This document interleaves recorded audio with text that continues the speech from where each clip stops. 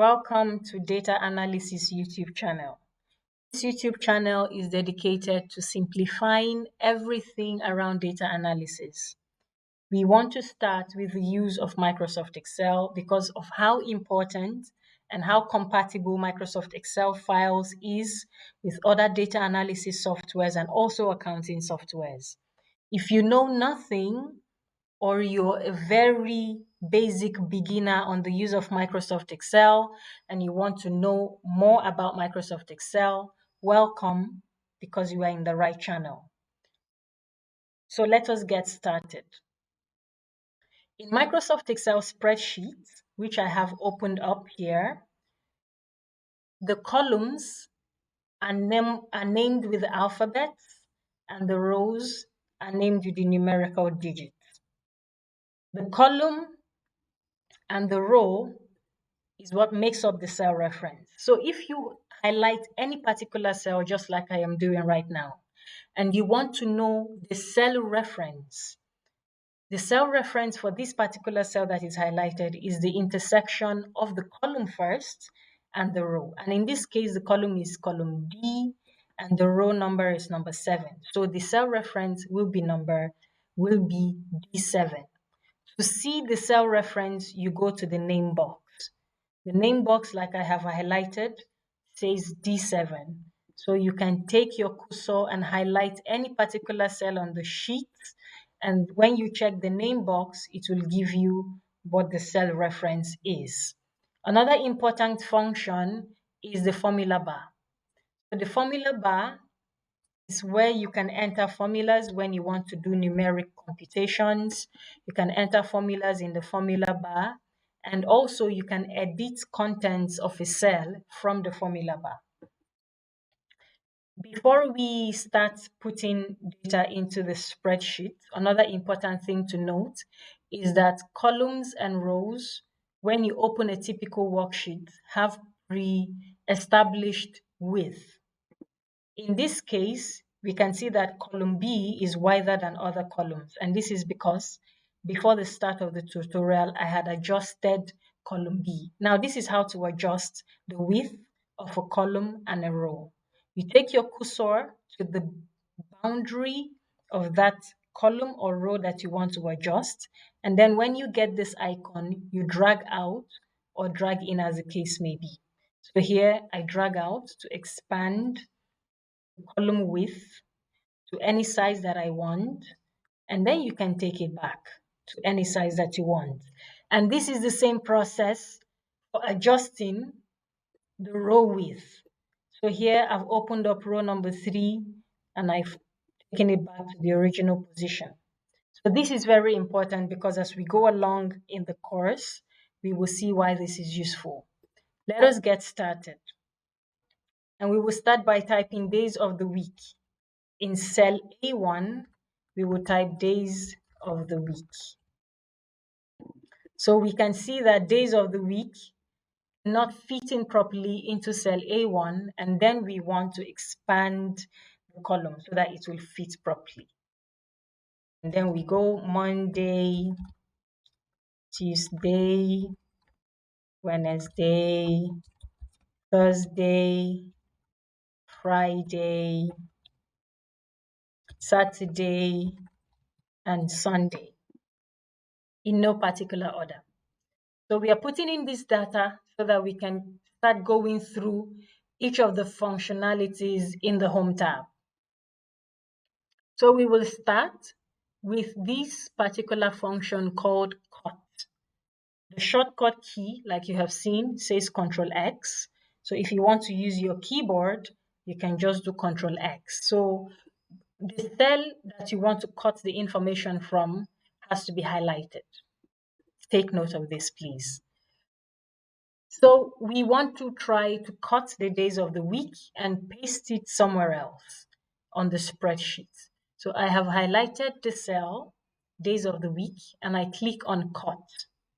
And then you can see the broken bars going around the days of the week. And you take it to another cell that you want to paste, and then you click on paste. And this is it.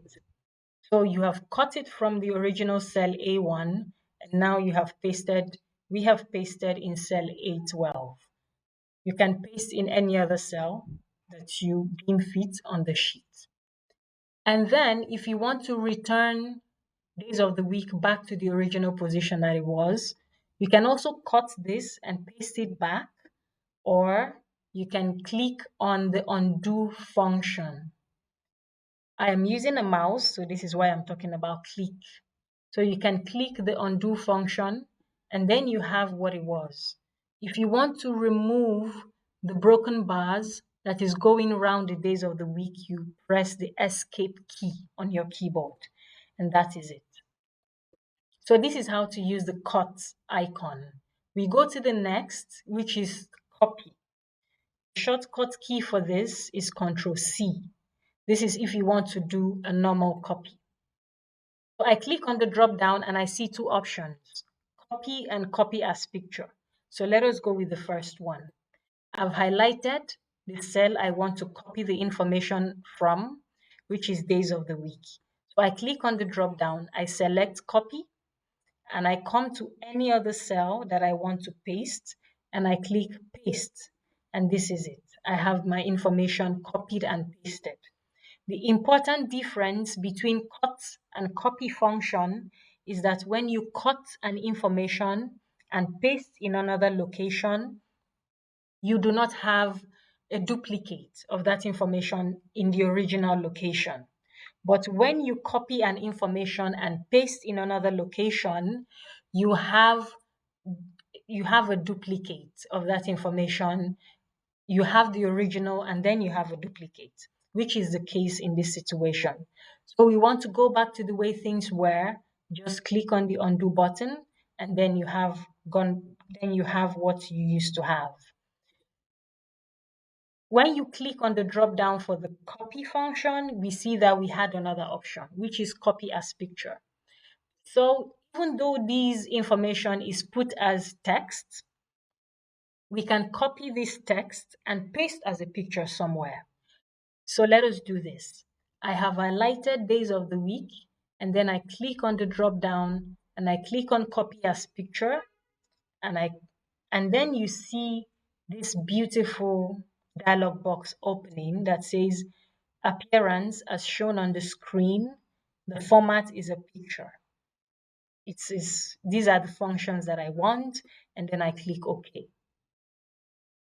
And then I select any cell that I want to paste this, and I click on paste. And this is it. So I have this information copied and pasted as a picture. What we have noticed is that highlighting this picture that I have just copied has disabled most of the functions in the Home tab. And this is because when you have pictures on Microsoft Excel, there are limited functionalities that are activated. So there are limited things you can do on a picture in Microsoft Excel. So this is why you have most of the functions disabled. So we want to go back to the way things were, and we click the undo button. And then we have this. And you can see the functionalities that were deactivated have now been activated. We go to the next function, which is the format painter. So the format painter function allows you to only copy a formatting that is done in a cell or a row or a column. You copy the formatting and paste in another location, not necessarily the text that you have in that cell or the numbers. As we go along in the tutorial, we would make use of the format painter when we start to do other forms of formatting that needs to be copied, and then we will see in clarity what we use the format painter button to do. So we go to the next section, which is font. And in this font section, we can do a whole lot of things in the font section. And always remember to highlight either the cell or the group of cells that you want to work on.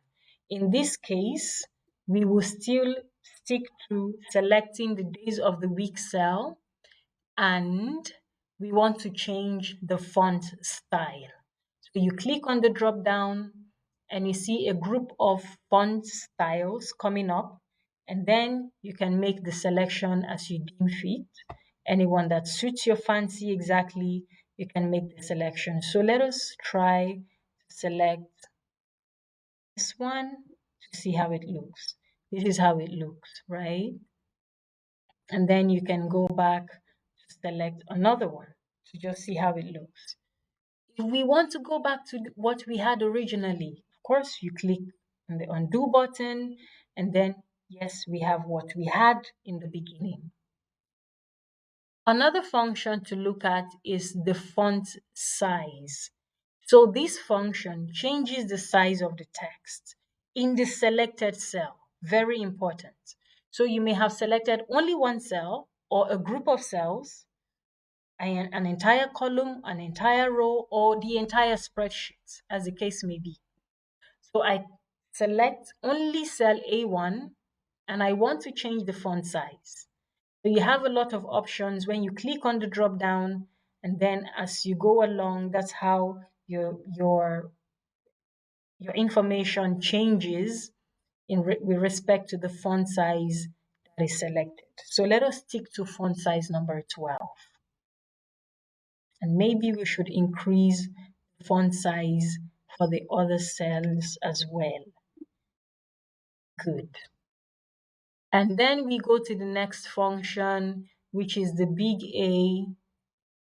And then we see it is called increase font size. So you can make your text or your information, you can increase the font size of your information without even going to the font size button.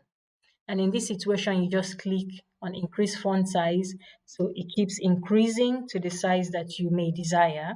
And then the one just by the side of the increase font size is decrease font size. So you can click on this. As you click on it, your font sizes will reduce accordingly. So for the purposes of this tutorial, we are going to stick to fonts, this particular size of font, which is font size number 14. That it is clear and bold. Next function, or the next function, yes, that we would look at is underneath the font style, which is bold. So I will select only cell A1, days of the week, and you click on bold. And the days of the week has become bold. You see also you can use a shortcut key, which is Control B. When you highlight the cell or the group of cells, you can use your keyboard Control B, and you get this format which becomes bold. We can undo it by clicking on the undo button.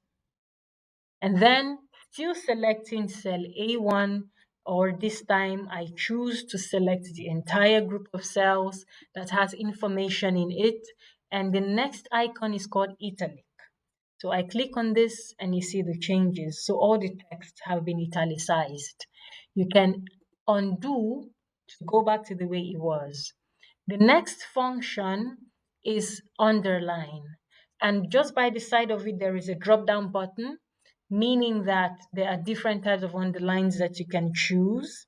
So if we go with the first one, you have this, days of the week, a single underline, and then you click on the drop down and you see double underline. So when we click on this, we can see how nicely it looks. So we have a double underline, days of the week.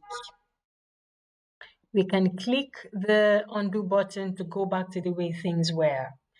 The next icon or the next function that we would look at is called borders. So when you click on the drop down of borders, you see a lot of other options coming up. You see the bottom border, the top one, left, right border, no border, all borders. It depends on what you want to choose. So you can even draw borders manually. Draw border grid, erase a border with an eraser. You choose the line color, you choose the style. There are a lot of functions. But then let us go through some of them. So if we select all borders, this is what we have. You have all your information. You have all the grid lines containing the information that was highlighted have all been put in borders because the all border function was selected. I will also select from the drop down thick outside borders, and then we have this. So all the borders that are not outside remain the way it was, and only the outside borders are thick. And then always remember to highlight before you choose any function. You can also select thick bottom border. So in this case, only the bottom borders will be thick. You can choose up and double bottom border. Okay, something like this. I mean, you can choose whatever you want to use, what you want to do. So you draw outside border, you draw border grid. As we go along in the tutorial, we will see what these are used for. If you like the contents that you're seeing, please click on the like button and also subscribe to this YouTube channel so that other people can also benefit from the information that is passed on this YouTube channel. So we will continue so that we can finish the functions in the font selection, in the font section rather. So I still select days of the week and I go to the next function, which is fill color. So this particular function changes the background of the cells to make them stand out. Let us try. I clicked the original color that I see there, which is yellow, and you see how it looks. But when you click on the drop down, you can see other colors and you can choose as you deem fit. You can choose from the standard theme colors. You can choose no fill, which means no color at all, or you can go for more colors. When you open the more colors, you will see a spectrum of colors that you can choose from. So I decide to choose this one and I click OK. And this is how beautifully cell A1 now looks. You can click on the drop down, go to more colors and go to custom. Custom is even more technical. So you can come here, you choose your color, RGB, of course, red is 0. Here you can have a mix of colors to redefine which final color you want for yourself, which may be only applicable to you. And then you click OK, and then you have this as you deem fit. So let us go back to choosing no fill because I wouldn't like to have colors for now.